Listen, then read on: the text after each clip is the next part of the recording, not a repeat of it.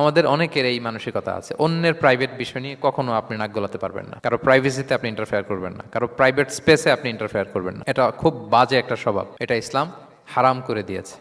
আমাদের অনেকের মধ্যে আছে খুঁটে খুঁটে, ভাই এটা কি ওইটা কি করছেন, সরকারি চাকরি না প্রাইভেট চাকরি, বেতন কত, বয়স কত, ওইটা কত ওইটা কত, হাবি যাবি, এটা তার ইটস নট হিজ বিজনেস। তারপরে মানুষ খুঁচিয়ে খুঁচিয়ে নিঃসন্তান দম্পতি আমি দেখেছি, তাদেরকে পেলে অনেকে, ভাই কি সমস্যা, কয় বছর হইল, বাচ্চা নিচ্ছেন না কেন, কবে হবে, কার সমস্যা, আপনার সমস্যা না ভাবির সমস্যা, বেটা তোর কি সমস্যা এটা বল।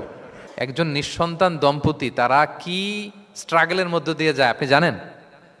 এটা তার জন্য পরীক্ষা, ওই পরীক্ষার মধ্যে আপনি খুঁচিয়ে খুঁচিয়ে, মানে সে kind of his a gynaecologist, treatment দিচ্ছে, ভাই কি হয়েছে এইটা ওইটা, তাদেরকে বিব্রত করে একটা পরিস্থিতিতে ফেলা, এম্বারাসিং একটা সিচুয়েশনে ফেলা, এটা হারাম। এই ম্যানারগুলো ইসলাম আমাদেরকে ধরে ধরে শেখায় যে এটা তোমার বিজনেস না, তুমি খুঁচিয়ে খুঁচিয়ে মানুষের ব্যক্তিগত বিষয় যেটাতে সে বিব্রত বোধ করে, এগুলো তুমি জিজ্ঞেস করতে পারো না।